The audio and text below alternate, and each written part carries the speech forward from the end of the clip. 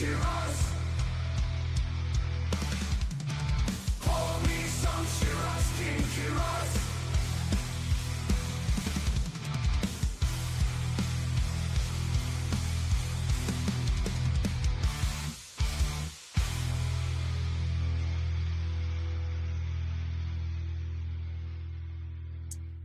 G'day, doggies, fans, all things Bulldogs. Sorry, I was just getting some stuff done. I was rushed today.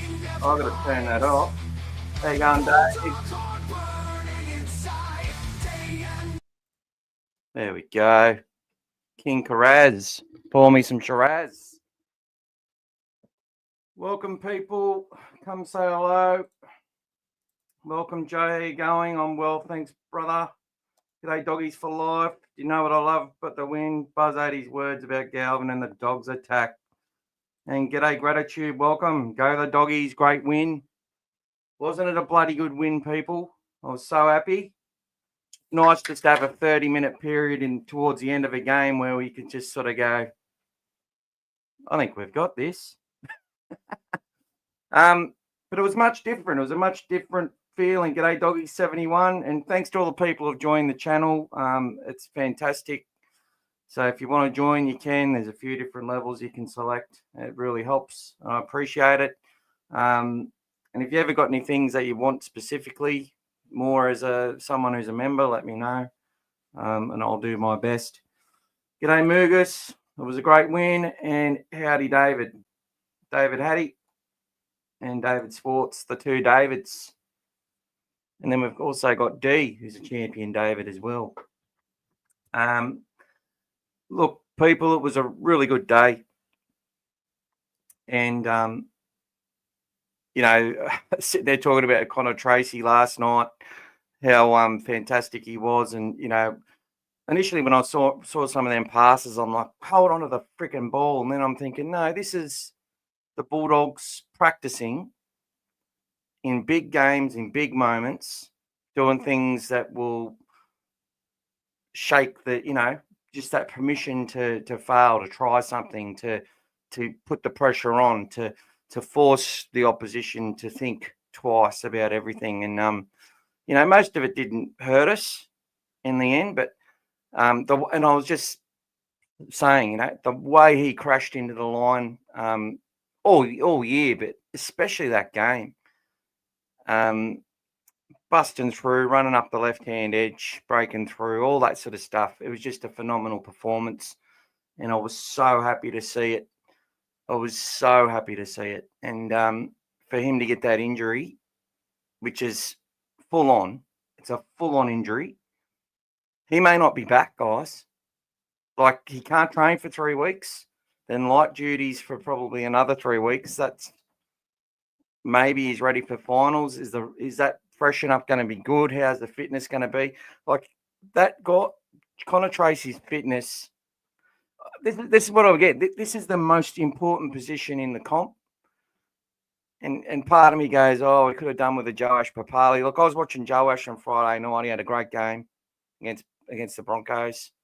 And then they had that error at the end, and I've nearly cried. But they won the game. But I was watching Joash with about 25 to go, scooting across the defensive line, just trying to be there. And he got there, only just sometimes, but he was gassed, absolutely tanked. And what Connor Tracy and these fullbacks do is just beyond the realms. The amount of work, the amount of extra distance he covers in defence, the support runs, the running around the back, just being where he needs to be, being in the line, out of the line. Like, it's the job of the fullback, and he's one of the most important, valuable players to our team. And I don't talk about it enough. People don't. Now it's like, oh, once they're gone. Now we've got Jacob Kiraz to stand up. Wasn't what I personally would have done, but I don't know what their contingency is. And I've always said that we have potential fullbacks in our team, in Critter, in Kiraz, in Wilson. There's another little fella that I'm probably one of the only people talking about it, myself and another guy, Macca. We've talked about Mitchell Woods. To me, has all the attributes of a fullback as a progression to going to number 6 or 7. And I asked Gus about it. He didn't respond. He doesn't respond to most of my stuff, which is normal. Sometimes he will. But I tell you what, the way that he plays, he'd be playing for the Swans right now if he signed up, progressing into their AFL squad, if he chose AFL. Now, that means he can kick, means he can jump, means he's got the footwork, he's got the short sprints, and you've got to have the fitness. And that fitness has been in him to get around an AFL field in the position that he was playing. That means he could play fullback, in my opinion. Is he playing fullback this week? I would say it's 1,000,000 to 1.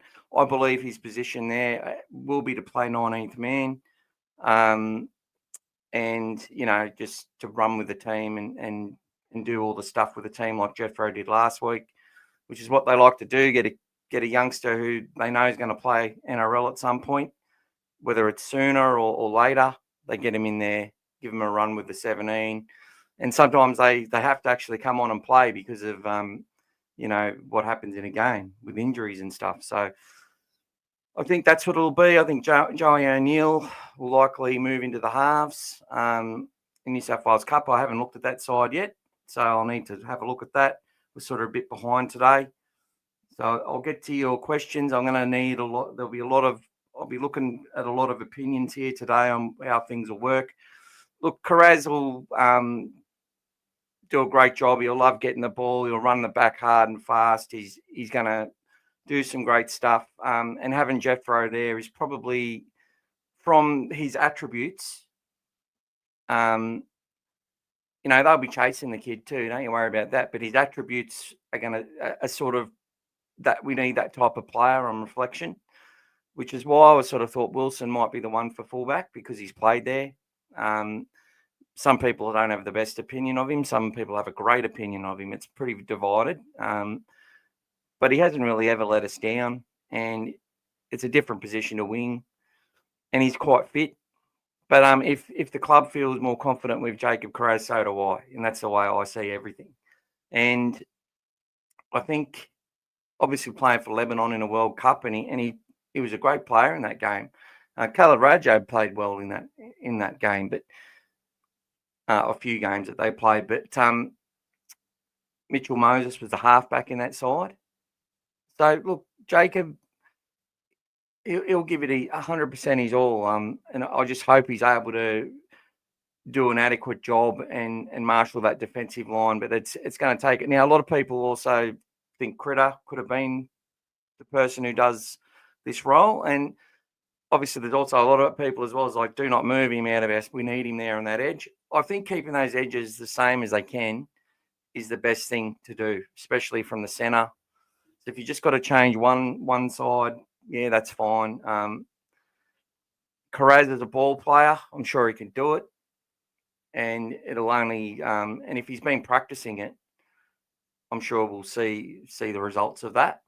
But it's going to be a very demanding position and one I hope he's able to thrive in.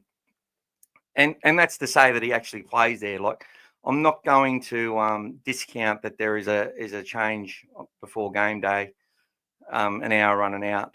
And, you won't even know potentially till you're out there. Like, they've done that plenty of times. They name players at fullback and then they weren't playing there.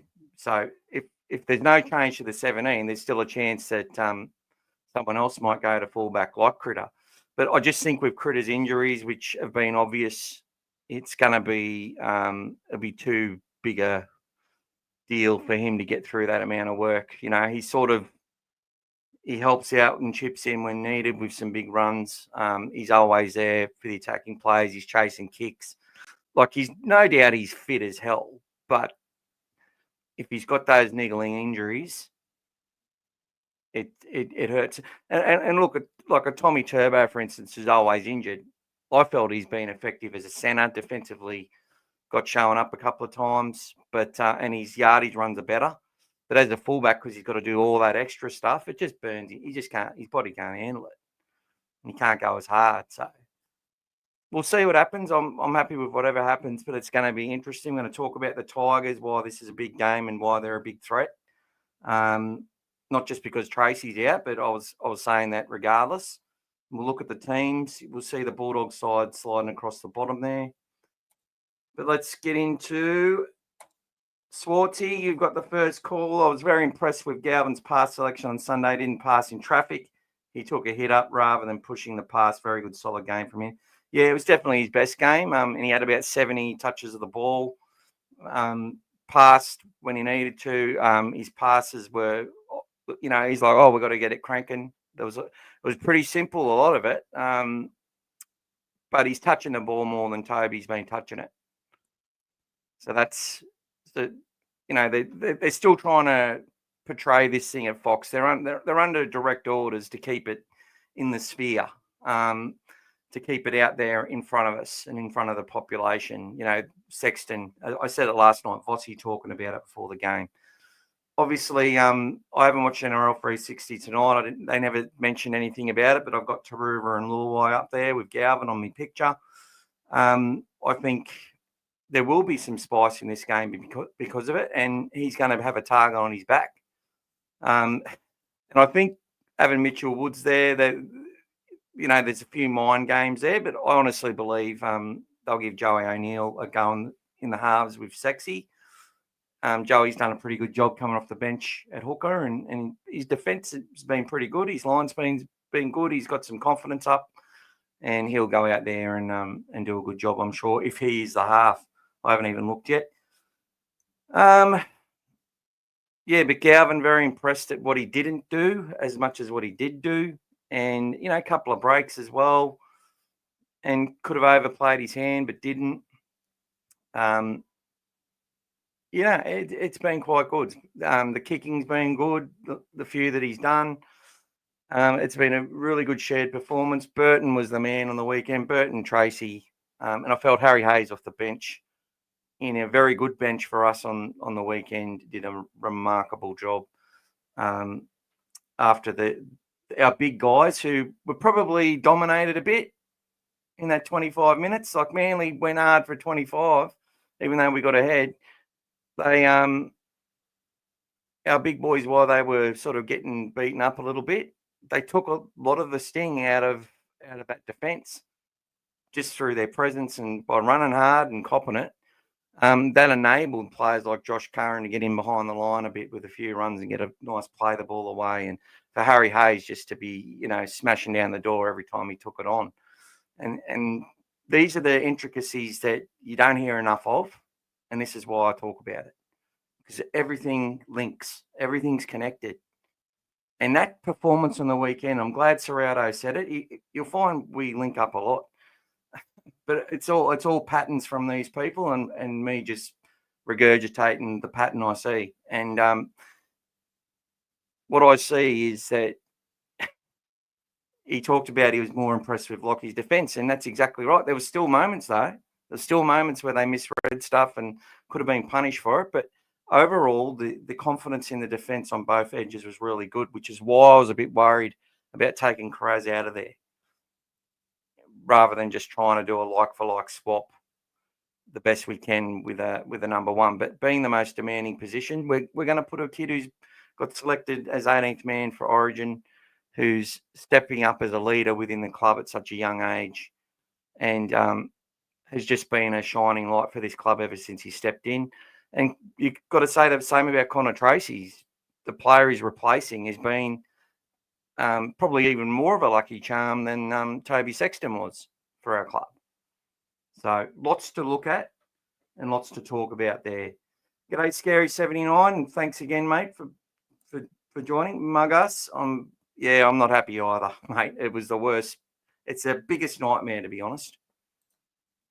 A shame about Tracy, a real downer at the moment. G'day, Joby. Welcome, mate. Oh, excellent.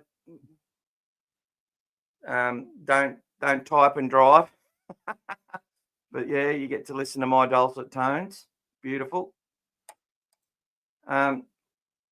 Gratitude. I've probably already covered it, yeah, but he'll be gone. He's not training for 3 weeks. Like, this is a serious injury. He can't train for 3 weeks. Then he can only do light training for 3 weeks. So I can't see him being back until the finals.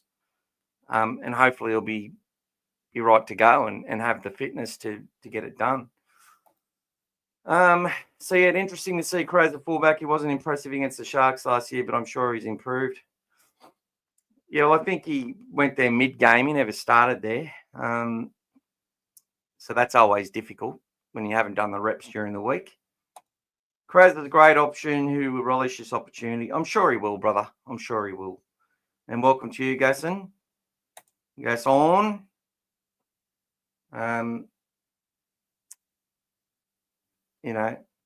Great to see you, mate.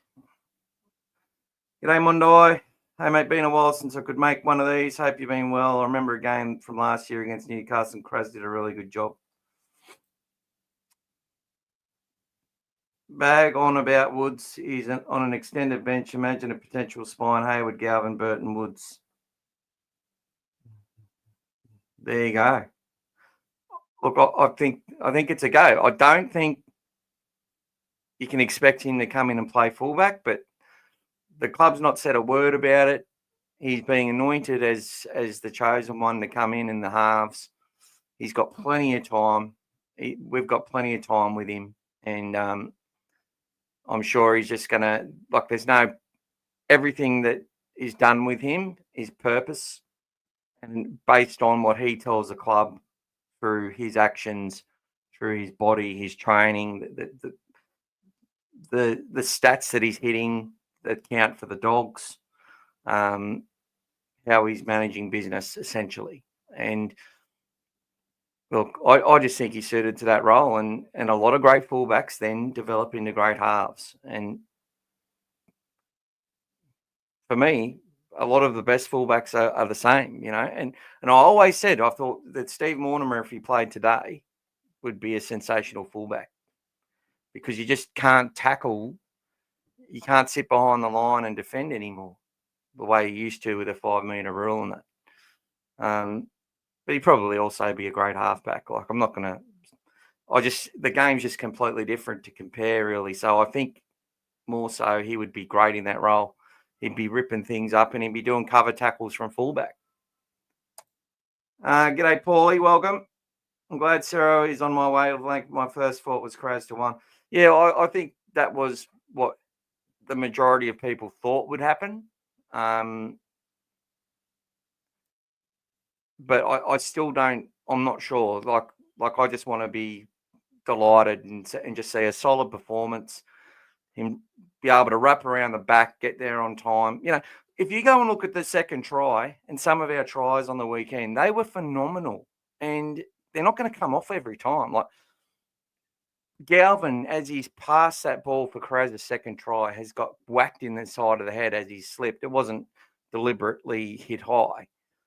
Connor has just got there and is basically the ball and it's just a tip on to another tip on. The Manly defence couldn't have done anything about it. They did everything possible to stop that try, right? And then Kiraz still had work to do, and that's probably where Manly failed. But Kiraz just showed how classy and strong he was. He was never not going to score it. That's a phenomenal effort, that try. That just could have broken down at every point. At every point, Galvin could have, split second either way on any of it, and it doesn't happen, right? You got to look at that stuff and go, that's obviously been practiced, been rehearsed. And the ball at Kiraz's feet, like this sort of shit, man. Like, that's a great try. But they had to pull off an amazing try to score that try, is what I'm saying. It wasn't just a run-of-the-mill set. Put them under a bit of scoreboard pressure, domination with possession pressure, field position pressure, and eventually they crumbled big time. And I don't think they played terrible, Manly. They had a couple of players who had a couple of knock-ons, and then it just got worse because we just started to make them punish, Bronson Cherry's, both his tries were sensational. Everything we did. 2 tries off kicks, I think. And Aaron Tuala's try was well set up as well. It's a great job by the guys. Well done to Sam Hughes. But is Kiraz going to be the answer? Well, we need him to be, and hopefully he is. So let's get into it. Ciro and Critter in the presser were cheeky, baiting the media with, we changed your tactic. Yeah, that's what I thought, David. It's exactly what I thought. And I actually just sat there watching Critter, almost pissing himself laughing from what I could see. I think, look, I do believe they probably did tweak something small or change something, but the fundamentals of their attack are the same. They've tried certain different things like that in games that hasn't come off. But in big games, our team produces some pretty big tries, and that's from self, that's from belief, that's from connection, and that they expect to win. They're not going out there believing they can't beat anyone. They think they're going to win every game, to the point where, it's bit them in the arse a couple of times. Now, what I see at the Broncos a similar sort of mentality, but where they try and do the work, but they don't pull off the miracle plays. They bring teams into it, and it seems to affect them a lot more too. I still worry about the Broncos. I think if they were to get their mentality right, they're a serious football team. But what we saw on the weekend, which is a good segue to talk about West Tigers, is a Penrith side which played 80 minutes of relentless rugby league, the type of rugby league that they played against us, but they were able to do that against a side not as good. And West sort of reminded me of us even last year, even though we got a lot closer. Our resilience obviously better than West's. And when we played Penrith and got within, I think, 4 or 6 points late in the match, the first 25 minutes was just head-to-head, ball in play. We're here to play. And I feel that we actually matched them a lot more. Like and having a player like Burton is so essential to us because it does give us those extra meters. We do all the little things right with our chase, and it just keeps us firmly in the grind against a good side like Penrith because we can do that. Whereas teams like Melbourne can't. They have to play football. They have to do certain things and work a lot harder. We've literally got weapons that enable us to play a style of match which is so hard to beat. And when we're talking about what West did on the weekend, they played, let's say, 45 minutes of that match. I know it goes for 80, but they went set for set in play for about 45 minutes, where it was an even scoreboard for that period of time. Actually, it was about 48 minutes. So in the other 28 or 32 minutes, Penrith, got their 3 tries in the first half, and I think one was really late. And then they finish off the game and sort of West had nowhere to go. But for me, West have every right to sit there and just play ad-lib footy and try and win it with nothing to lose. And we might see that. But I think for them as a club, they've tried to do that against Penrith. They need to go out there and do that against us. And I'd prefer if they did, to be honest, because I would want them to test us in those areas because that's what we need. We need Kiraz to be tested. Anyone thinking this is an easy game, you might be proven right, but it's not. And I think Jerome Luai, I could see they were sort of putting shit on him saying, why isn't he doing something? Why isn't he running more or whatever? He knew that he had to keep grinding and trying to back his boys to keep going for longer. And that's the only way they're going to improve. And I want them to play that game against us because I know we'll win it. in the end. But I think it just makes it better for us moving forward and what we've got to do. Some will say, having an easy game will freshen us up, but I'm not sure if it'll fix our mentality. I think there'll be a lot of euphoria from it, especially from Galvin. I think Wests are going to come for him. Hopefully that works in our favour, though, if they do overplay their hand going after him. But, there's some professional players there who've come through this Penrith system, through this same exposure, who understand what needs to be done to win and understands why they're losing, I believe. And I see them continuing to improve. They have improved.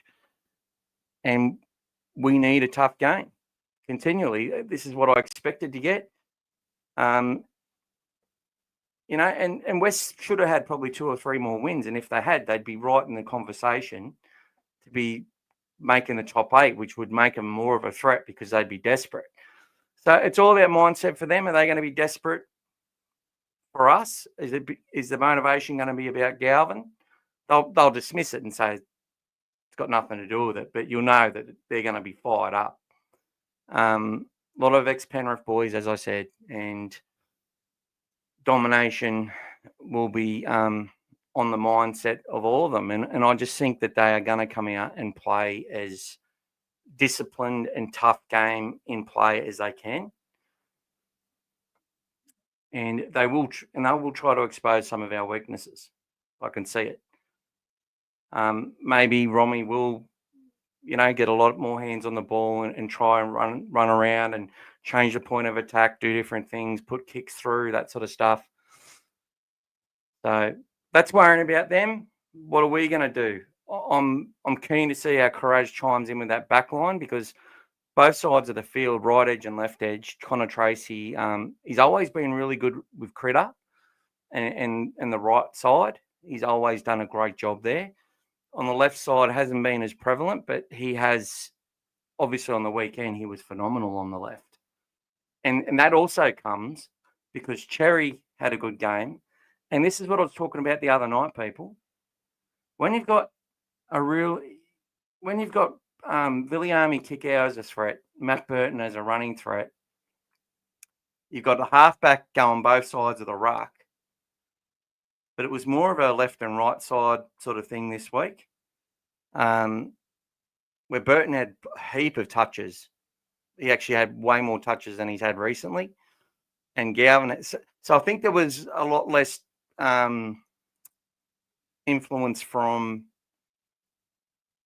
the locks and that sort of thing. That was sort of played a little bit differently as well. It was more traditional halves getting the ball both sides of the ruck and getting a lot of touches in everything they did. And we had to play some football to get out of there. So what I expect from us is, to defensively to do the same stuff. Hopefully we're not under, it's not a nightmare for Kiraz or anything like that defensively out there. It shouldn't be, but you always worry. It's just going to be an opportunity. Hopefully he takes it, and hopefully it gets to a point where we go, well, how are we going to put Tracy back there because Kiraz is too good? That's what I want.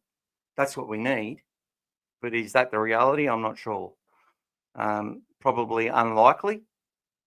But I'm not going to say he can't do anything at all. Looking at, Blake Wilson could be a chance of coming in. He could definitely come in. And Renikama may go back to the bench. That's also a possibility, but probably unlikely. They've gone for the straight swap and kept everything else the same, which is what the players on that field deserve. You probably don't want to be dropping anyone because they have to make way for another player. Meaning like changing sides. They probably want to keep Cherry with Tuala and Critter with Renikama. I guess they'll be like banking on the fact that Critter will be communicating as the captain with his young winger and be giving him a lot of confidence and a lot of direction. And that's what I'm seeing, and that's where I'm at with it. I think it's going to stay 1-17. I really do, if everyone's fit, and that's how they'll play it. And I think we don't lose too much out of Rinakama. Obviously, he doesn't offload and stuff as much, but he could if he wanted to. I believe that. But the offloads that Kiraz were doing were absolutely insane. Like we've seen him do it all the time, but the frequency and how easy he was able to do it was insane again on the weekend. And I sort of fear losing that a little bit. Kiraz, the ball player, was a half in the juniors. Yeah, I haven't seen him play too many halves though for a long time. There's a lot of props that were halves as kids too. You know, a lot of people have got skills, but there's a difference in NRL doing sweeping backline plays after you've just, run 200 meters and run across your try line from side to side of the field 4 times, trying to be there in defence and be there when a kick goes through. It's just the most demanding position on the field. And I've seen Kiraz do a lot of flick passes and stuff like that. Not too many long cutout balls or anything like that, or little sleight of hand passes to the winger, but I'm sure he can do it. Watching the game again, Galvin's defence was very good. It got across a couple of times, held credit as he should. Good speed, impressed again. Yeah, look, there's no problem with him making the tackle. What the issue was that I was highlighting was the connection. It wasn't just his side either. It was also having new players in the team like Tuala and Rinakama and stuff. That it just wasn't the same intensity, speed, and across both edges, especially when defending sets. Even in the run of the mill, we were getting cracked. They were getting post contact on the edges is what I'm mainly talking about, which gave them more of a flow on and also made it harder for us to defend. Now, good teams will do it to us, just as what they do, even against our best team that's got the most sort of cohesion and reps together. But yeah, and I said we're always going to improve that defence, and as we improve that defence, our attack was going to get better, and so with the scoreboard. Like, this is what we talked about, the phase 3. People say I told you so, but this is what we talked about on this channel right here. Don't stress. We don't have to beat the Dragons by a lot. We only just beat them, probably closer than I've wanted. We probably won't. We may not beat the Cowboys. Beating the Broncos is going to be difficult.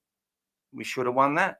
Beating the Panthers, we want to make that statement, but I felt we probably got more out of losing that game than winning it from a mindset point of view, because we did think that we're just going to go and blow them away at the end and overplayed our hand a bit, and then got on the back foot and had to sit there and fight our way to get a few opportunities at the end, which we got. We could have made. We didn't. We lost.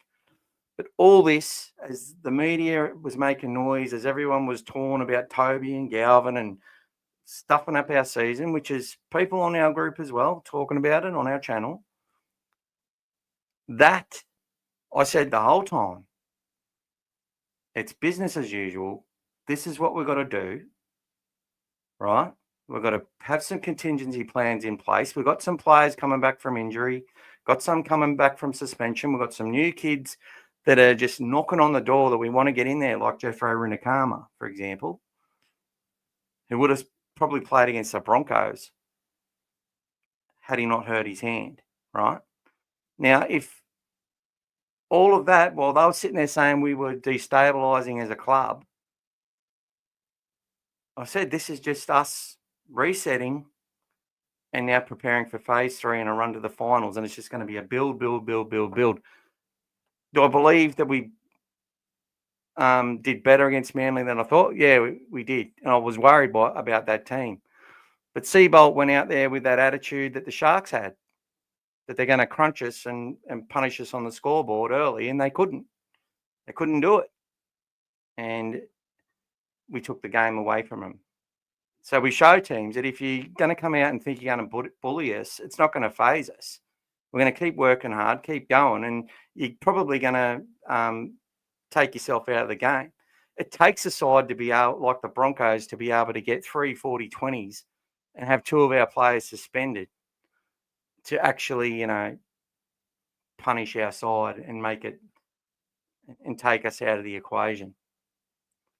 So, if a team plays perfect like that and we're not quite there, make a couple of mistakes and get punished, you just have those games. But overall, we're the hardest team in the comp to beat at the moment, and the Panthers are now joining that conversation.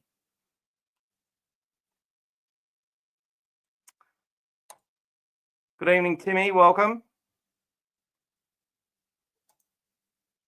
Galvin turned him one when he wasn't supposed to, but other than that, he was very sound in defence. There was a couple of times as well. It was definitely twice. And him and Preston sort of ran into each other and they nearly got through. But yeah, it's not about his ability to get there and hang on and hold on to the play, not a problem. It's about hitting with the shoulder and being able to do it alone and bring players down that way if you have to, as first man in. But we'll see him evolve in all that. He's only going to get bigger, and he does try and use the shoulder. I've seen it. But he just lacks that little bit of punch with the defence over 80 minutes, whereas someone like Toby's got that down pat pretty much, and he's smashing blokes. And that's what makes the best halfbacks are the ones that can smash blokes. So if Galvin can get to that point where he's smashing blokes, we've got ourselves a representative star with his skill set that he's got. But that's the difference. You've got to be able to belt blokes to be a great half. They can win, they can win daily M's and all that sort of stuff. But the ones that are the best have that defensive resolve in them and is second to none. And that's why Cleary is a really good halfback. That's why Katoa will be a great halfback. And look, even little Tommy Dearden goes all right, but he misses a heap too. He gets out muscled a lot, but he gets in there and gets his shoulder in there and bang and bashes blokes. These are the best sort of sevens. And they're the ones you want in your club. And I'm thinking this little fella Mitchell Woods, even though I'm talking about him as the fullback, which probably no one in the club is, so it's probably a moot point. He is definitely growing. His body is definitely taking huge steps.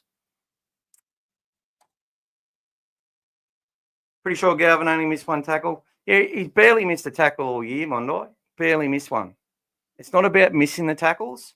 It's about misreads, which if you misread something that you don't get a hand on them, which doesn't count as a missed tackle, but you can see it a line break. It's misreads, which I expect to happen in a new system without pre-season. It's just normal. And it happens to players that are there all the time under fatigue. They just get things wrong. Not being able to push out quick enough, but his speed really helps in that point. So his cover defense and all that, not a problem. He's an asset. He's got the speed and he knows the footy well enough to get it and do it. It's more so the contact and the connection to go bang. And, he doesn't miss. He holds on. He grabs on. And look, and as I said, he was much better on the weekend, and so were we. The defence is where it's at for the Bulldogs. We nail that. The attack takes care of itself. If we defend well, get in the grind, and then just start disrespecting ourselves in what we've built and disrespecting the opposition, that's where we've cost ourselves some games or had to go and win the games again after having them set up, which has also been a common theme all year. It was great to see us get that Manly win and just go on with it after working so hard and copping quite a bit. And they're going to try and get at him. They should have been trying to go at Tuala with the mismatch in speed out there with Saab, but they barely went there. Very true. Hilarious after Cherry scored and Kiraz trying to touch Cherry's nose as some sort of try celebration. Yeah, I was saying that last night. I felt that they were laughing at him when he was on the ground too. Got a pretty good relationship. Bulldogs 1951. Galvin's cover defence was excellent. Kiraz will do well at fullback. Beautiful. So yeah, he started at fullback and then was moved by the coach. Okay. Hey Mick. Yeah, well, there's been games where the coach has named people at fullback and they actually haven't even played there. So I think we saw that a few times where Averillo wasn't named there and he played fullback. At different times. We'll see what happens when they go out there. That's when we'll know. Or if anyone's at the training and sees anything, Kiraz is marshalling them from the fullback spot, let us know. G'day, Shreg. Can't wait for the Galvin Bowl. Hope he shows them why they should have treated him better. Is Blake Taaffe injured? He sure is. I'm pretty sure he did his hamstring. Yeah, and it was like a bad one in New South Wales Cup. And K, hope Lil White can keep his emotions in check and make it a good game. Looking forward to this game. Yeah, I think he usually does, to be honest.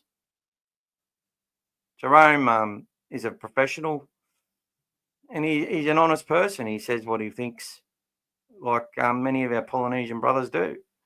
Very honest in how they talk. Not everyone, but I've just noticed it culturally with a lot of my friends. They disagree, they disagree. If they like something, they like it. If they don't, they don't. It's not a massive generalisation. It's just I just feel there's a real honesty in the people I know anyway. And sometimes it's a lot of the time it's honesty without with intent to hurt, even though it might. And sometimes it's definitely that. Sometimes you're getting laughed at big time. Twala could be a solid option for fullback. He has a big motor. G'day, KB. Yeah, well, I'm pretty sure it was Serrado who said he is an option for fullback, Twala. And if that's the case, if he goes to fullback, and Kiraz might go to the wing. No, Rinikama would go to left wing. And Kiraz would stay right wing. Or Kiraz would then move to... No, that's all that would happen. Yeah. Rinikama would go to left wing, Tuala to fullback, and Kiraz stays right wing. That's potentially an option as well, and that could happen. Definitely on the cards. Watching Hayward's leadership in the huddles was interesting. Yeah, that was mentioned last night too, and definitely something I saw as well. Also, he's very pissed with the pass from Cherry when Hayward would have scored. Co-captain next year, maybe. Well, as Viliami Kickout said, Bailey Hayward, he knew that he was going to be a good player because Hayward was ripping it up Kickout. Not too many people rip it up Viliami. He's, and when he speaks, people listen now. He's in that type of role. He has to talk. He has to communicate. He has to have high expectations. And, good on him for being pissed off at Cherry's pass. I think the pass wasn't the best, but I also think that he got ahead of himself too. If he's thinking, I'm going to catch this ball, now I'm going to run for the try line, he catches it. He had the try line in his sights. He was so eager to score. He was going to score. And I think the poor kid has, he got let down in North Queensland last year where we were ripped off, where he scored a valid try. And, the fact they said that Tongo scored the other day off a try, off a kick, that kick from Cleary. There's no way that was a try, in my opinion. But anyway. But Bailey should have scored a try then, which would have won us the game. Then the Cowboys score late and beat us. Top 4 for us then if we win that match. It's funny. The narrative's after a try or no try decision. But he could be someone who steps up and takes Marnie's role within that sort of leadership. Rain is expected from Wednesday through to Saturday. Expect a heavy track. Yeah, I'm not too sure how is Combank and the drainage there. I haven't known too much about that. If anyone knows, AWXLLY, welcome. Anyway, you see Woods coming in. The only way I would see Woods coming in is if I think he'll play 19th man. I think he's there potentially to make the Tigers think that he might replace Galvin and they might not play Galvin due to the lack of respect or not wanting to put him in that situation, which I don't think will happen. I think he'll be out there and he'll take it on head on. But I do believe that Woods will run around with the 17 as the 19th man and prepare as if he's playing and do all that sort of stuff as part of his development in getting a start potentially this year if required or next year. But maybe they think he can play fullback and he'll do that, but I doubt it. That's what I would want long term. I think it could definitely happen, but I think he'd be on a hide into nothing and he'd cop a absolute belting if that was the case. Be getting a bomb barrage and he'd be copping shoulders to the rib cage, probably unnecessarily at this point of his career. White and Father Judiciary has now copped a 4-week suspension. Oh, well, they might play Lewis Dodd for once. Sort of feel sorry for that guy, but we'll see what happens. David, yeah, he apparently bought his tickets to Bali yesterday. 2 p.m. Sunday is a great time and a great venue. 75% of the crowd is expected to be blue and white. Well, I hope so. It's a West home game. You'd hope that they turn up, but I'd love to see more blue and white there and for them to get in for our club just to, Combank, it's a good stadium. It's a really good stadium. So, yeah, just looking at some stuff. So there you go. Timmy, I'm going into the game this Sunday. Would you say it's great timing for Jareen Buller returning, the Battle of the Fijians this Sunday? So I haven't even looked at the bloody whole team yet. So let's get both sides up there, shall we? Good segue there, Timmy. Oh, he's back. I thought you meant he was coming back in the he's going to be sitting with the Bulldogs to watch. So let's watch this. Would you say Kiko won the battle between him and Hamale? Oh, I think he won it on the weekend. He had a great game and Hamale wasn't right. David, good night, Mick. Thanks always for your efforts and insights. Night, David. Thanks for turning in and saying hello. Feel free to watch the rest of it later on when you get a chance. Combank does drain better than Allianz. I'm just getting some info from a good mate who does a great job for the Bulldogs in promoting the Bulldogs and everything in the past as well. Thank you very much. So it has pretty good drainage at Combank. And a comment was made that Bailey Haywood is definitely being groomed for the hooker role. And that's exactly right. And he got a good 30 minutes on the weekend. No one seemed to have an issue with that. I know we didn't replace, we didn't move our halfback or anything like that. But still, funny enough. There'll definitely be way more blue and white on Sunday is the call. So let's have a look at this team. So Jareen Buller in, Taruva back to the wing, Taylor May, Stafford, Tower, Gerald Skelton. That's a really good back five. They can make yards. And I think Sania Taruva is one of the best wingers in the game. I really believe that. And Taylor May is an absolute beast. So, and Stafford Toa has been playing well all season. Jerome Luai, Latu Finu's had a good. He's coming along nicely. Terrell May with the motor. Alex Twal, Api Coruscant, Samuela Fainu, who's probably been the best of the brothers on those edges, and Stay Far, who Marnie got him sent off last year. Adam Dewey at lock. It was a bit quiet, I felt, but he was doing his work in the tackling. Sione Fainu, I think, has been massive off the bench as well. He's got much longer hair than that photo. Royce Hunt into the game. So they've been saving Royce for a big match, and he wants to play the Bulldogs. I'm pretty sure he was from the Bulldogs area. Vanua Paul, a very good player, and Tony Sukar.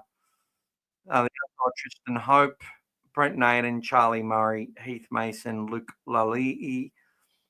Now, if Doreen Buller isn't right and is a late withdrawal, we will see, I believe, Brent Naden come into the side, which they like to play ex-Bulldogs against the Bulldogs, just like we like to play players against their old clubs. Kiraz, Rinakama, Cherry, Crichton, Tuala, Burton, Galvin. Look, these two back lines are absolutely sublime, in my opinion. And you had Api Coruscant up against Reid Marnie. Just couldn't be more different as hookers. Terrell May's going to do a lot of work. Twal will do his best. They'll play Royce Hunt for probably 15 minutes, and then maybe again later on if they can. They're in front, they will.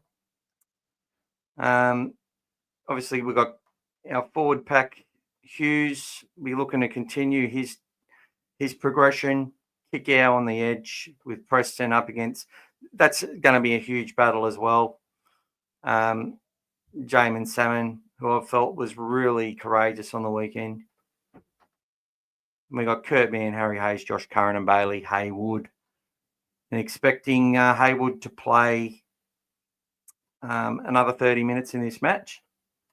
So Marnie will obviously be a target in defence. But they've got a pretty mobile pack there. The Fainu brothers get through a lot of work, as does Paul. He's got a bit of a motor himself.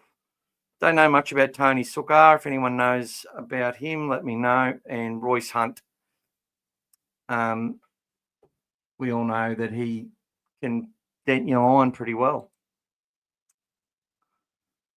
Thanks, brother. All right. Timmy, Buller, Taruva, Jethro, Coruscant, Kickout, Polo, all Fijians. It's the Fijian Cup. Welcome, Sandy Potts. Great ball playing by Bulldogs backs. Keep it up. Brilliant defence as always. It certainly was, my friend. So there we go. What's the keys to victory in this one? Well, obviously, there's a lot of questions to be answered in how our attack flowed without Connor Tracy. It's definitely going to be,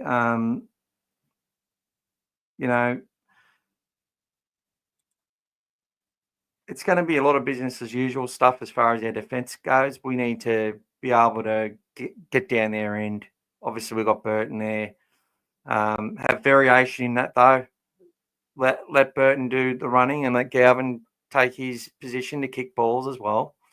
Our ability to defend is important, but they've got people who can take advantage through that from their yardage line. They all run hard. They can make the yardage. They really struggled to do it against Penrith, and we'll be looking to put a similar sort of push onto the Tigers and force them to be coming off their own line the whole game. Obviously, Burton plays a big part in that, and the way we go about marshalling up the field. Now, so obviously having them in a position where they've got to kick from deep in their own half is going to help Kiraz really get into the flow of the game and make some really strong yardage first up. And then you've got both Tawala, Cherry, Rinikama with huge responsibilities to be bringing that ball out and getting us off to a good start. Max King and Sam Hughes are obviously going to be very important. And the way that we utilise our edges is always important. It's become pretty much a standard sort of way that we go about things, then with different sort of tweaks and variation depending on the opponent. Obviously, the Kiraz factor for Tracey is where we're going to be fixated to see how that goes and how that plays out. I'm confident that whatever they do, they'll get better at, because there's 6 weeks left. Tracey's not going to be there, in my opinion, at all in that time. So whoever's there, and if it's Kiraz, it's got to be a semi-long-term option and someone that's going to make that position their own and really own it. And we expect that he's going to, every intent and effort will be to do that. But we know it's the most important position on the field for a lot of teams, and it's been so important for us. So we'll see. It'll be a tough grinding game. Tigers will be very up for this game. We must play the full 80. We will need to. And look, Jerome Buller is a really special player, and has that ability to just turn nothing into something, break tackles. He sort of slides through. He's faster than he appears. He's just got it all. And if the Dogs were looking at signing him, I wouldn't have a problem with it.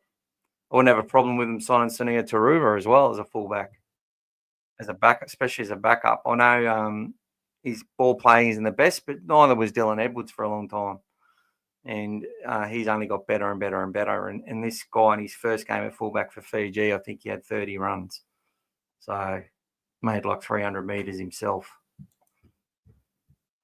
So I'm getting some feedback from my mate, Nick. He thinks we've got to attack Skelton with Burton's kicking game. So, yeah, you want Jarrell catching the footy. He's got good footwork, though, so you've got to put the hits on him. And you want him from deep in his own area. If he's allowed to run off the back of a good first up run, you're in trouble. You're in trouble. You've got to control that.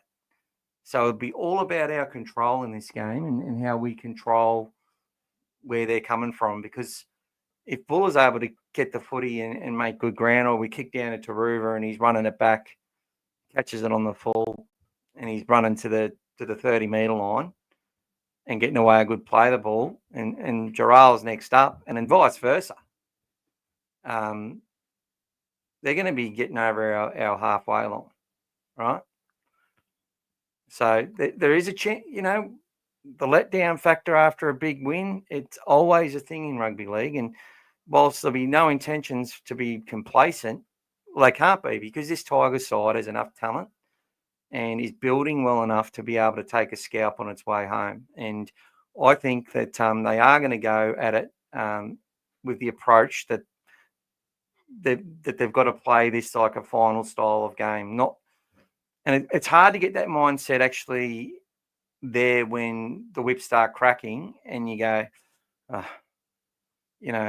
it's not the last game of the season. They're not really in contention.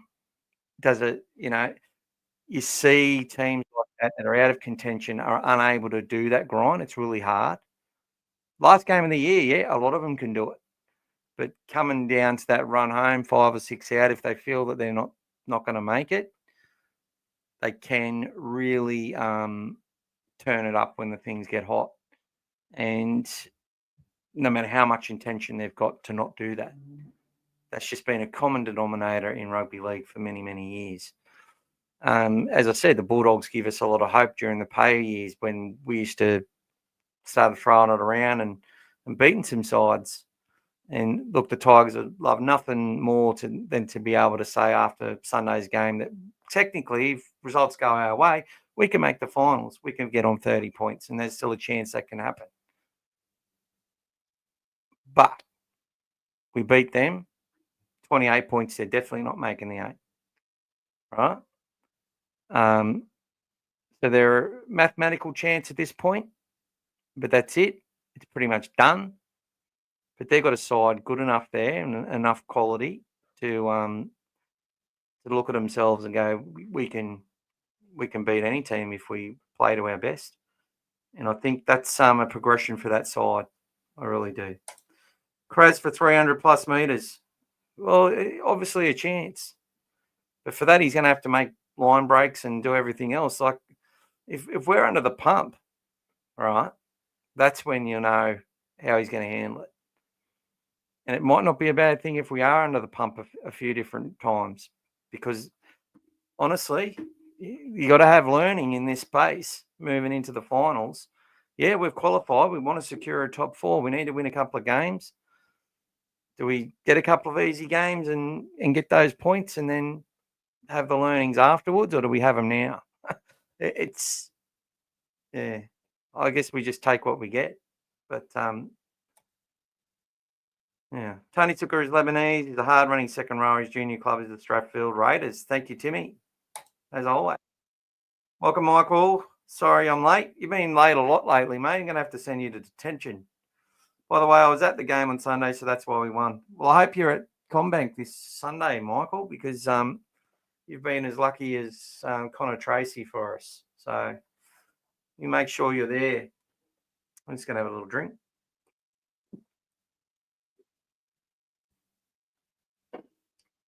Sorry about that, everyone.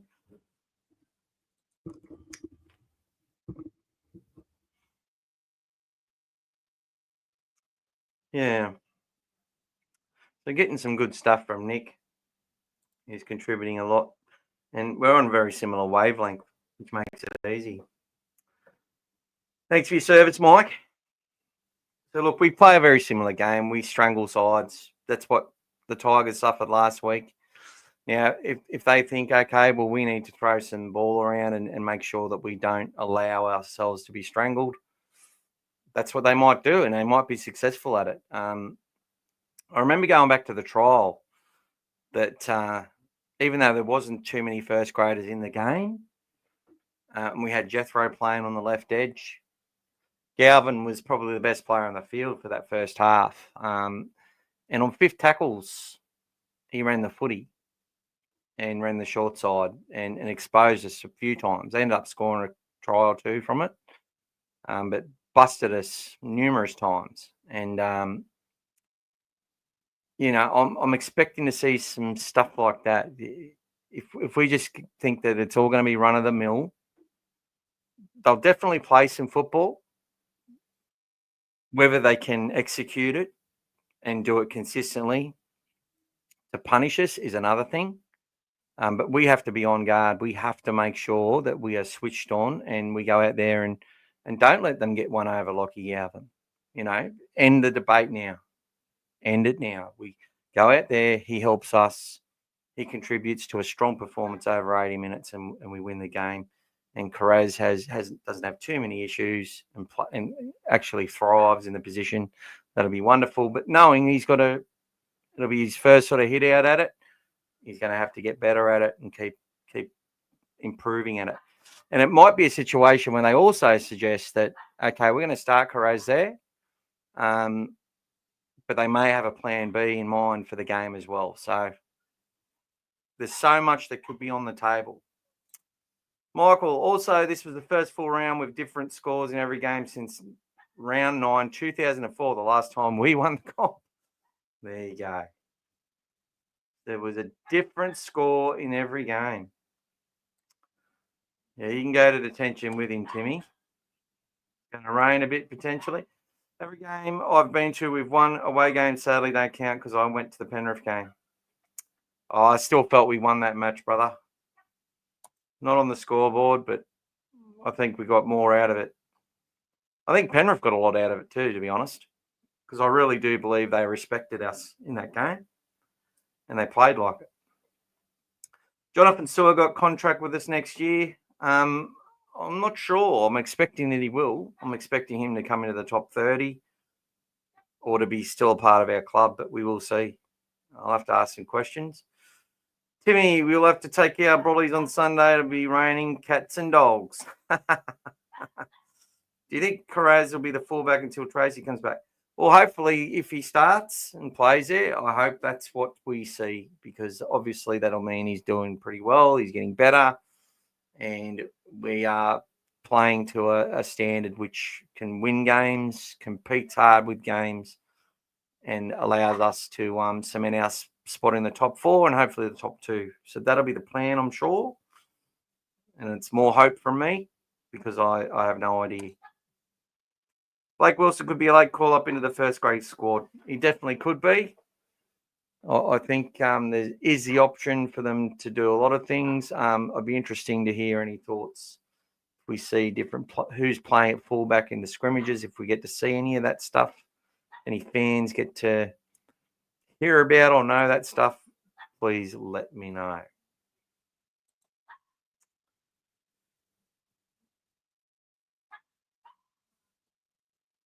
Yeah. So look, the Dogs want to win the comp. I think everyone realises that.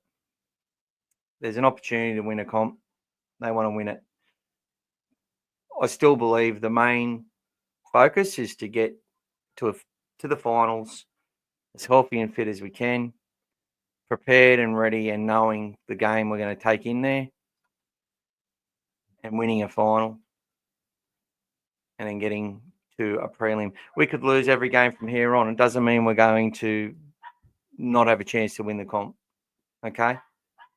I'll say that now. Bulldogs history should prove that to everybody. You know, there's been semi-final series where just unexpectedly we've just been enormous. And, you know, winning games which teams couldn't believe they let slip. We're a gritty club and we're a club. We're a club that competes hard and is hard to beat. And win or loss on the way home.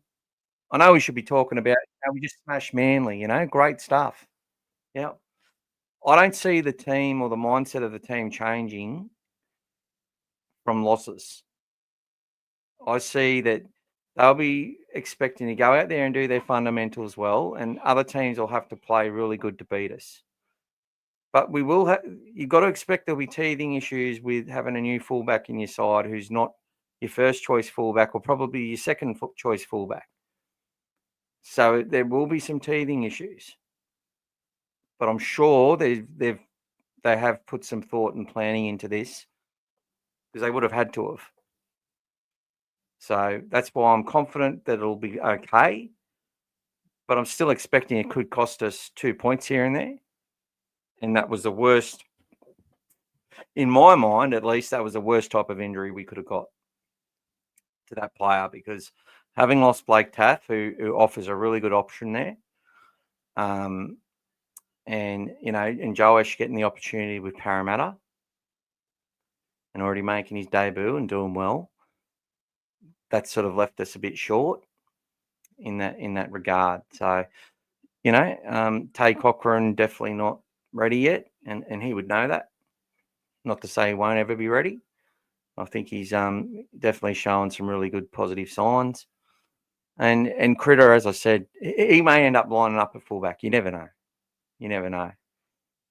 He played in the Penrith system as a fullback, and you know they won the majority of the games. He got some really big meters in those games. But when you look at the performance, you go, yeah, he just did his job. 6 out of 10, 7 out of 10, nothing special. Made tackles, good defensively, you know, and didn't overplay his hand at all. So then going to Samoa, I remember Joey from supporters groups, oh, he'll be coming as a fullback. I said, well, if he's not going to be picked to play fullback ahead of Suaalii, he's not going to play fullback at the Bulldogs. But anyway, he might one day. but we have to see. He's still very, very young. He's our captain. But I just think those injuries he's had will just make it too tough on him. And yeah, it's all about keeping the foundations in place. So the coach knows what that's about, and that's what we'll see. I'm just so eager to find out what that is. No contract for Blake as yet either. No, look, I don't think Blake Wilson will be re-signed. And look, I was thinking when he went back to reserve grade, when I thought he might get picked, and they brought Tawala in and Renakama, I thought, oh, he's going to now play fullback, but they've kept him on the wing. He only played one game there, and he went all right, to be honest. Wasn't a perfect game by any means, but he didn't let anyone down. Well, not me down anyway. So I thought that might be a pathway for him, and I thought that maybe we re-sign him again for another year, or re-sign Blake Taaffe for a year as that backup.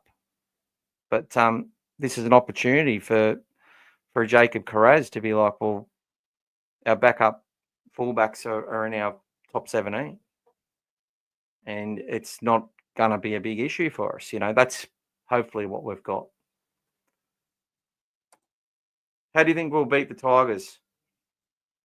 It's just going to come down to our defensive work and ensuring that their concentrations, they're kicking the ball deep, not giving them, more than 3 to 4 meters before we're hitting them, and keeping them pinned, and forcing them to take those heavy, tough carries and to spread them around amongst their side, because we're basically got one. We usually target one winger and just take the speed out of their legs, the drive out of their legs.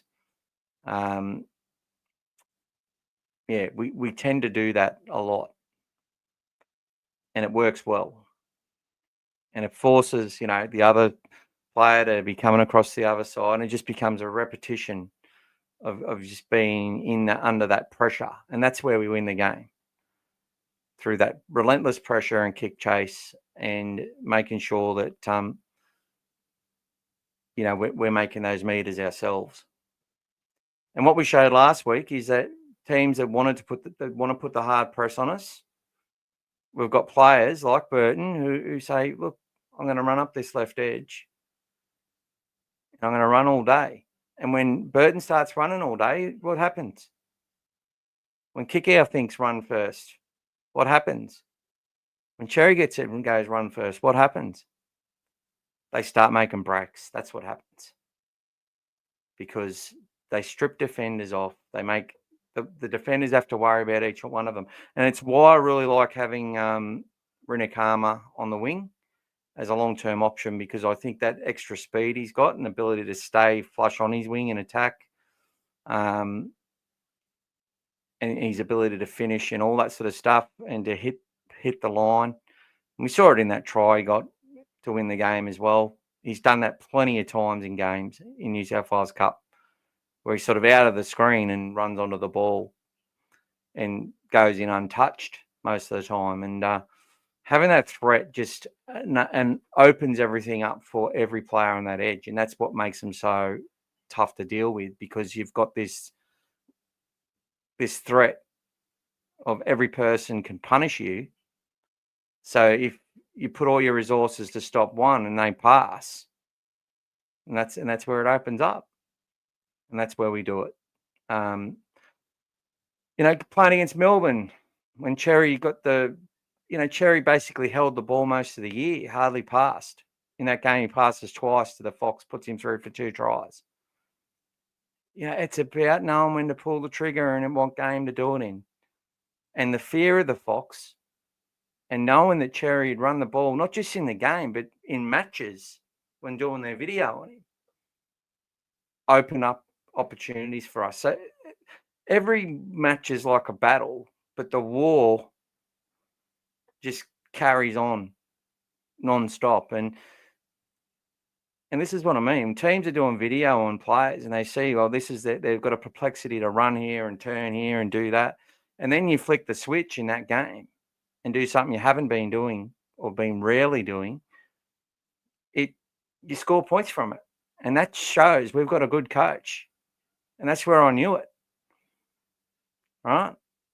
And seeing the tries when he switched Preston from the right back to the left for the Cronulla game after he had Curran on the left the week before, done purposefully, right? And running through the line, reaching back to catch it, offloading the pass, just all coached, all video work, all understood. These players out there, watching them, in this lead up to the changing that we've had, so many times disorganised, not knowing what they're doing. End of sets, crazy. Just people trying too hard, and then like a rugby union player just runs one out. Like we used to play a league, and then there's no one there to throw the ball back to, and they lose possession. It's just so much. But now it just seems every player is switched on to what the tasks are. And if a player's out of line, there's someone else to step up. It's very, very rare that we just fuck things up. It's just a very professional football team who do the little things right. And there's no real secret about how they're going to play. But the coach and the team are able to pull things off, to execute plans, hold off on certain things in certain games, right? Everyone just thinks, oh yeah, you've got great attack and you just use every trick in your book to win every 2 points. It doesn't work that way. So many people think that way though. It's all attack mindset, attack focus. It's all that, right? What we talk about here at All Things Bulldogs is not all that. It's how you build it piece by piece, and how holding back in a game here is going to win you an important game there. But knowing you've got the ammunition, it's a gunfight. We take a gun. But when a much bigger fight comes where there's nuclear bombs, we bring hundreds of them. We don't sit there and bring guns to knife fights when we don't need to. It's all about getting into the war, getting into the battle, being better than the opposition, and making them pay over 80 minutes. And I swear it's got into the minds of some teams, and other teams, but there just seems to be a lot of boxes we've ticked, and then we've been able to tick them again and again, where it's become now like it was for the Bulldogs. How are we ever going to beat this side? We'll never beat this team. They just beat us every time. It was like that with Raiders. Couldn't beat them. Manly, we beat them once. I think it was in 2022, the last game of the season. We're down 16-0. It was pouring down rain. Sipley was running through the middle, scoring tries. And we won that game. I think Burton got a field goal to win it at the end. But that was the only time we'd beaten them in the last 12 games. Right? We're turning this tide around. We're ticking these boxes. And when we do that and do it the way that we do it, it's setting us up to continue this ongoing. And very, very happy, but nervous as fuck about losing Connor Tracy. I'll say that much. So, Benji's game plan is the same as the Dragons' big bench. It will backfire. Yeah, I don't know what's that big though, bro. They got a second rower on there. They got the second rower. He's not that big. How big is he? Have we got his weight? 104 kilos, pretty tall. There you go. 11 appearances, tackles at 94%, only runs about 44 metres. And what's his average tackles? He makes about 22 tackles a game, a couple of offloads. Probably playing in the middle. Safe half's not huge. He'd have to be barely 100. 104 as well. 12. 103. Terrell's not that big. 108. about the same size as Sam Hughes. It's like he's put on one. But Royce Hunt, obviously a big bopper. And what's he played? He's had 11 games, won 5, lost 6. So they've actually gone all right with him in the side. His tackle efficiency's down at 90%. Doesn't make that many tackles, doesn't play that many minutes. So he'll have a role and a purpose, but these young Finu brothers, they've got a really big motor in them, man. What's this fella weigh? 109. I didn't know he was that big. Didn't know he was that big. He doesn't seem that big. He goes hard. He goes real hard, this kid. 1-7, lost 12. Makes tackle breaks. He scored tries. Tackles at about 90%, but he throws himself into it, making about 73 metres. Well, they are pretty big, but I will say they do have a bit of an engine in them, these guys. So I think Royce Hunt's definitely I think they outweigh us by a long way. Yeah, I think you definitely. Look, I don't think it's as bad as the Dragons, brother, but I do think that you are right.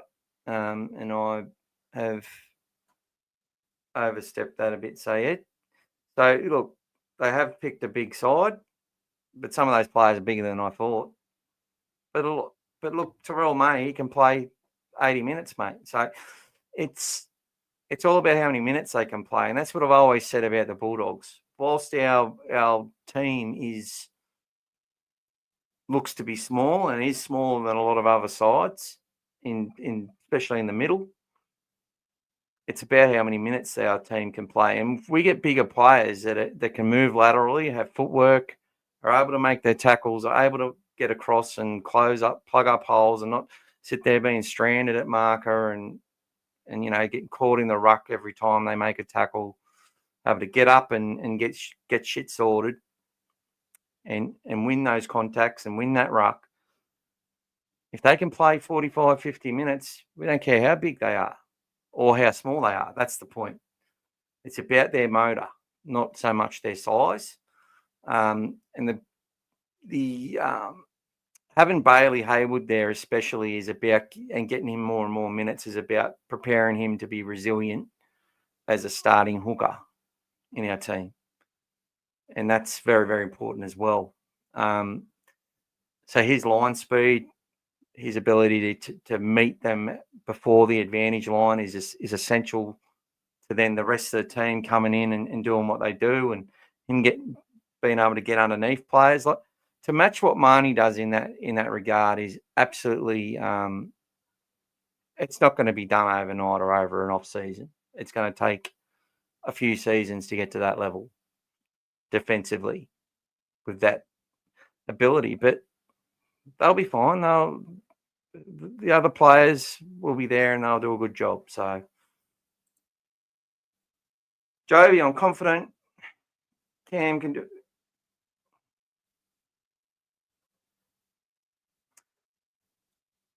I'm confident you probably mean Kiraz can do a better job and better than good, actually. Oh, I hope he can, man. Like, hopefully that's what they've prepared for, and that's exactly what I'm hoping. Expectations, though, I've lowered them, and I think it's natural. I'm expecting him to go out there and do a workmanlike performance, to catch the football, make his runs, get good at working his ass off to get across in defence and being there when he needs to be.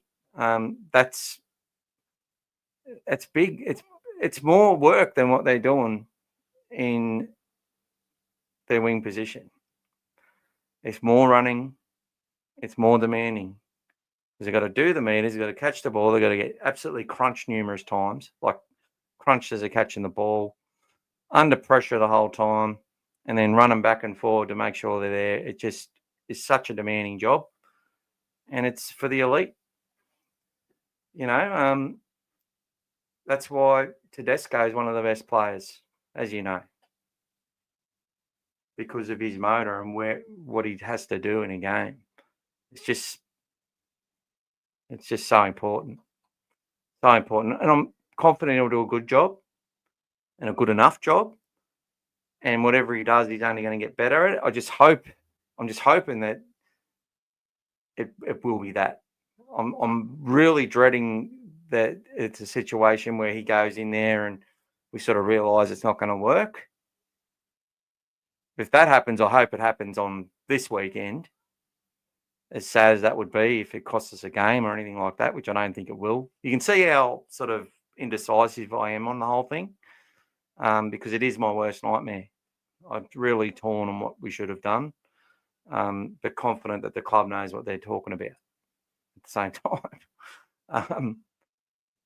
So, yeah, it's finding out it's not going to work. It'd be better to find out early than later. But then what's the next option? So, it's, as I said, most of the noise about anything comes from fans.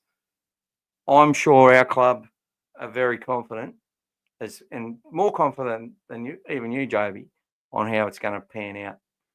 And I'm sure they're going to go out there and get it done. But, we saw when Critter moved to the 5/8 position, when Birdo got injured against the Titans, and then we just, Presto couldn't do the same job in the centres.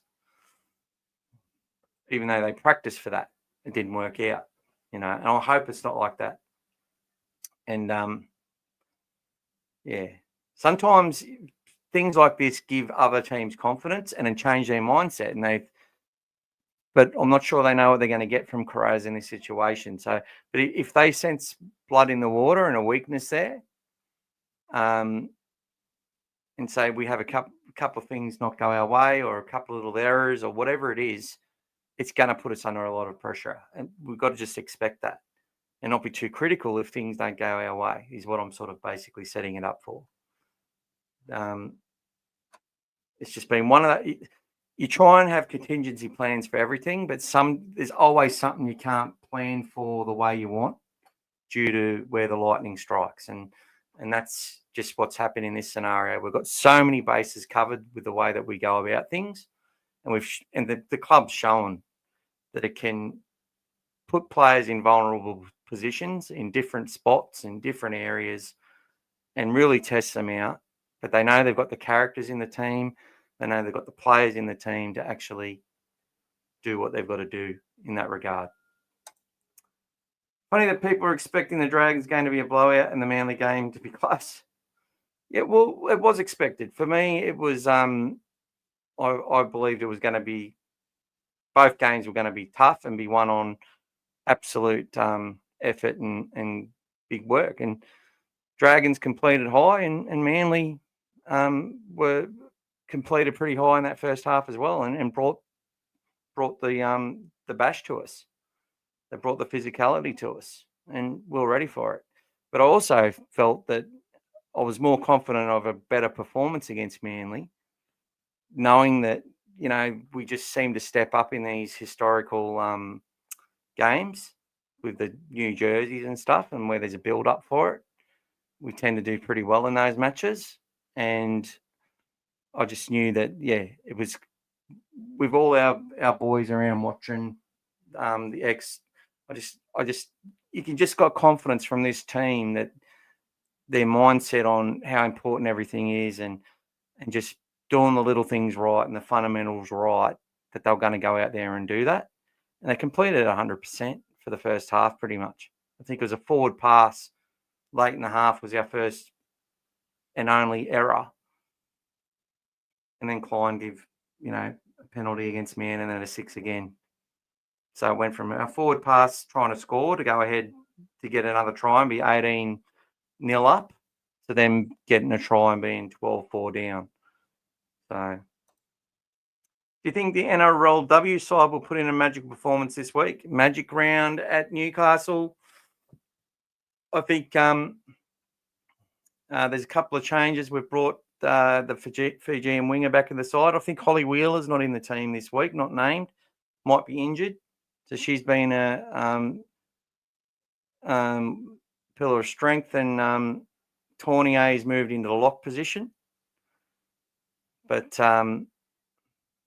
yeah, look, Titans aren't one of the top teams, but they do have some talented players and some players who have played in for, Origin and for Australia and stuff. So, and they've won some games where people expected them to lose. But look, I think it'll be a tight game, and we've got a real chance to win it and go to our third win of the season. But, already I just feel this team competes, and even though they got blown off the park by a superior Roosters size in the first half, we won the second half. And that's and showed and played like Bulldogs. And they actually were thinking they could come back and win, which is the most important part for our team's mindset. And that's exactly what we want to see in a Bulldogs mindset, that they're never beaten. Never. It might appear like they're getting beaten in every area in the game, but they never give up. That's just fundamental. It's funny, you go back to that Dragons game where Phil Gould was commentating and where Jamal Indris was ripped off against Jamie Soward. And I remember it. Gus was basically, he talked about the Bulldogs a lot, and he wasn't a Bulldog at the time. I think he was very fond of the Dragons, actually, the way they were playing and that sort of thing. And when Soward milked that penalty, which to this day, like, you don't get over that because it was shit. And the team and the club didn't get over it. The fan base didn't get over it. The club didn't get over it. We couldn't beat them after that. It was like a mental scar on us for a couple of years, to be honest. But what Phil Gould said resonated with me, and it always has. And I've always believed it and known it, but he just said it. He's just like, Bulldogs aren't going away. Bulldogs aren't going away. Dragons are on top in every area in this game. I think they were up 18-4 or 16-4 or something, or to 2. And we just started to come back with it. We got a try, and he's like, "No, this is one of these games that the Bulldogs thrive on, that the Bulldogs win." He was just like, "No, this game's not put away. It's not over." Where it just was, just being beaten across the park for 60 minutes, and we ended up winning that match. We won it, but it was stolen from us, right? I always said it in my mind, said it was a win. And I feel if the team didn't feel ripped off as much as they did by not getting the 2 points, it might have went more in our favour. Following up, I think they were devastated by it, and it derailed our season as well a little bit. So, yeah, because with some real green shoots with Jamal Indris coming through and that sort of stuff. And, yeah, they had some good players, and Kevin Moore was the coach. We made the prelim the year before. There's a fair bit of belief. And I just think that, yeah, but it always resonated with me what Phil Gould said that night. Just Bulldogs aren't going away. And we've seen it in those semi-finals. No teams come back from 16-2 down with not 8 minutes to go in a preliminary final to win it. No team done that, anything near that. The Penrith Grand Final wins probably anything close to it, and obviously a bigger prize. But beating Parramatta in that situation was a prize in itself. Anyway, bit of nostalgia there. I thought our completion rate was much better than in previous weeks. I think the first 30 minutes of the match, no errors were made against Manly. That's true, brother. That's what I did say that. Maybe I said it after. Yeah, maybe I said that after. Jonathan Sewer, why hasn't he got a shot? Not good enough? I don't think it's that at all. He's very well appreciated and respected. But if there's a couple of things in his game that where he hasn't hit the mark or they haven't felt comfortable, he'll know about it. But yeah, there's just Renekama's gone past him in that regard, but I felt he did a good job on the weekend. Scored a really good try in New South Wales Cup, the first try of the match for us. It's funny enough, Joey O'Neill had a really nice run through the middle from hooker, which got us on the front foot in that set. It was a bit clunky, the ball, like that play getting it out to Sewer, but he had to beat 4 people with no space, and he did and scored. Like he's a talent, no doubt about it. But if there's something there with the defence or something there with the 80-minute performance or the concentration, I don't know what it is. I haven't heard anything, but if there's something there, it's got him sitting behind the current crop, which is now it seems the pecking order after Kiraz and Tawala. Well, after Kiraz and Montoya is Tawala, Renakama, then Wilson. Okay? That's your order. That's your order there. Timmy, did you see the offload from Leo Thompson against the Raiders? That led to one of the Knights' tries on the weekend. It was all power and finesse. Yeah, and that's the sort of thing. He can pull off that sort of play. And he can play long minutes. And he's aggressive, he's passionate. He's not a dirty player by any means. He's made a couple of mistakes with head eyes and whatever else, but he's not out there to he's a real man. He's a real tough man, and he's a good man from every report, and someone that people listen to when he speaks. He doesn't speak too much, apparently. But the reps the team will go through this week will lock in what they will feel will take place this week. I trust Zero. Yeah, I'm sure the reps will, and I trust him as well. What I do know, though, is that you need more than reps. The reps you need are in the game. And they've had reps where they've felt confident and stuff, and they've had to abandon it and leave it behind. We've seen that.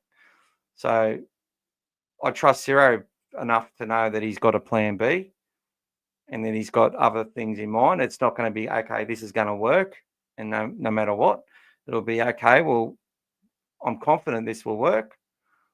If it doesn't, if the circumstances suggest that this might not be a pathway we can continue, they will look to another path. But I definitely don't believe there will be any sort of panic, as much as I feel panicked. and fans may feel panicked if we are unable to be confident of our path after this game against the Tigers, losing Tracey. Also thought there's a possibility that Galvin could even play fullback. He's fast enough. I'm sure he can catch a footy, and he's tall. And but I do believe he'd be a sitting duck for punishment and bombs and getting crunched if he was to play in that position. Crows just has to get his positioning right, not try and overplay his hand. Yeah, I think that's the key, brother. I think you're spot on there. It's just trying to be in the right position, do his runs, get some ball, run out the back, get some early ball out to Critter. But then, I think it'd be more of a running threat in that back line, but that running threat may also work to our favour as well, because where they might go, well, Tracey's fast, and if players hang off him, he's got the acceleration and the power to run through and break tackles, which is what he did. But they'll be expecting that from Kiraz. And if that does draw in players, he can throw a ball, he can throw a pass. So, but expecting Kiraz to come in and throw a cutout pass or something like that, we don't see Tracey do that too often. But I know that Tracey and Taaffe have got that in their game if they needed it. Like, they can go out there and throw a ball over the top if they have to. They haven't done it often, hardly ever, but they can. Whereas I don't see that from Kiraz. But yeah, you wouldn't say he's not capable. I just hope the fitness and the legs are able to carry him over an 80-minute performance and to do everything he's got to do. And it'd be nice if gets tested in a few different ways, but he's able to just get through the game and get some real confidence in the position and set us up for our next game the following week. Welcome, Sam. Kiraz will be a beast of fullback and will score 3 tries. Well, there you go. Sam's called it already. So what we might start doing, just reading, I get messages from people who aren't on on the YouTube, but they're watching it.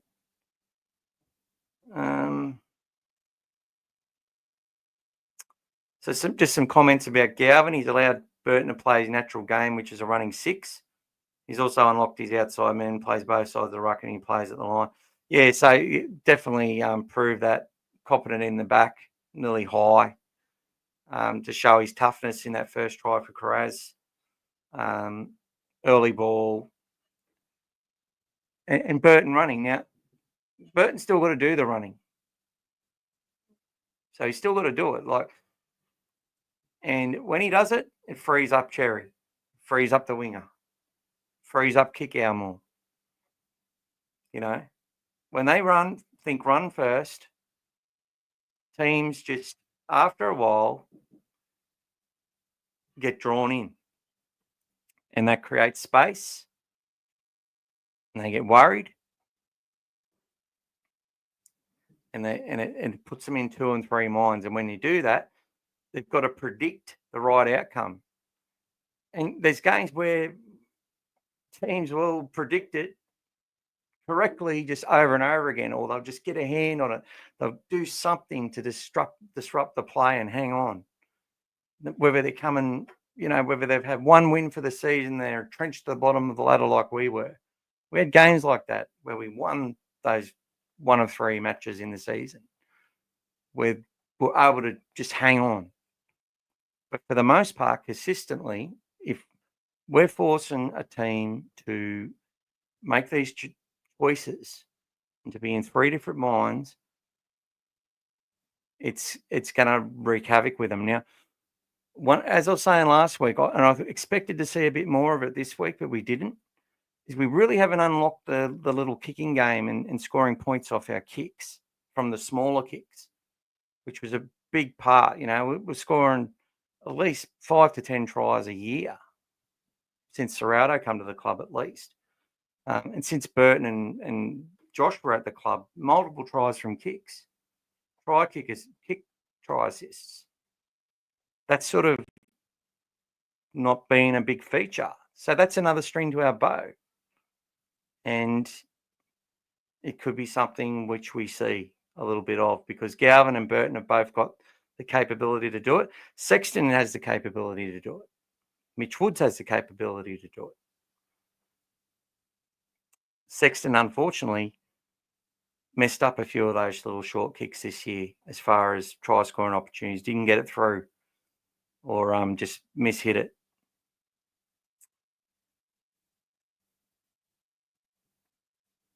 Yeah, Hunt's a 10-minute man as well. David, so happy to see Burton run and step. It was a huge part of his game in the lower grades. Certainly was. It used to be a feature. Watched a lot of those. 2018, I watched quite a bit of the lower grades. 2018. And he was an absolute beast. Absolute beast. More so in the final series, and that I got to watch probably that 3 or 4 SG ball games. And Burton and Averillo on opposite sides, to me, were the 2 standout number 6s in the comp. But Averillo didn't even play 6 that day, I don't think. I think he might have even played in the centres in that game. So there you go. I think Tommy Talau played number 6 for the Bulldogs that day. All right, people, we've been going an hour and 45 minutes. I think we've had a good crack at it tonight. It's been a really good discussion. G'day, Rara Sands. The dogs are having a party. They sure are, my friend. But let's get behind Jacob Kiraz. I'm going to play some music on the way out. You've probably heard it on the way in. Really, it's called King Kiraz. Yeah. Jacob Kiraz loud and clear. Champion works till he's sore. Cracks the ground, hear the roar. Only some cheers, King Kiraz. You like that? Kiraz Shiraz.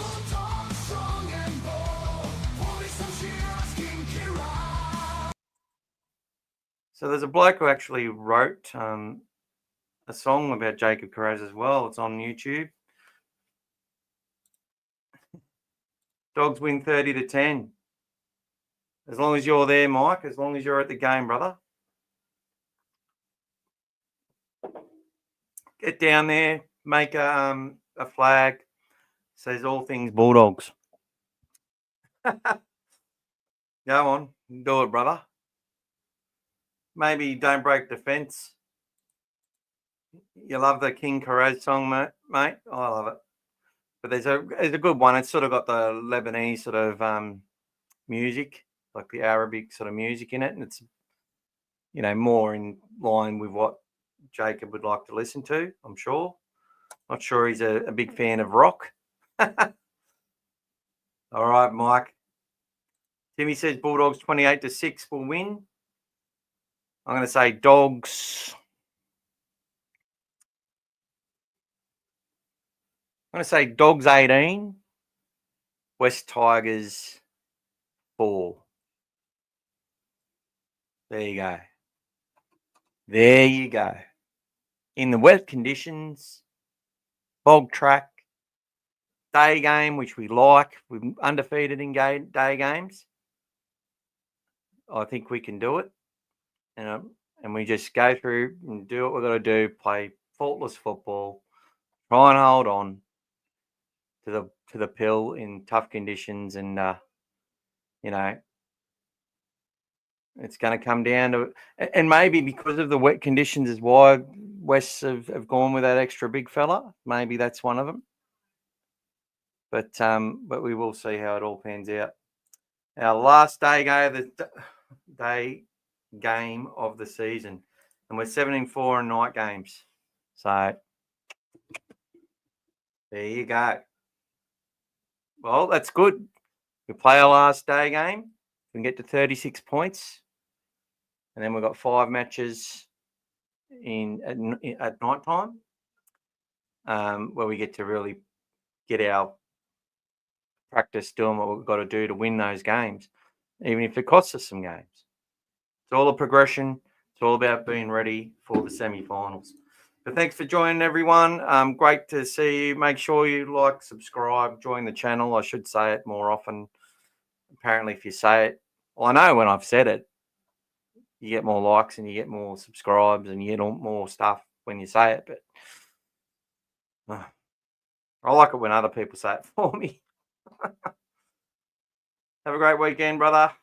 And have a great weekend to the wonderful Bulldogs family. Thanks for watching. It's been a good night. Hopefully we've covered it all.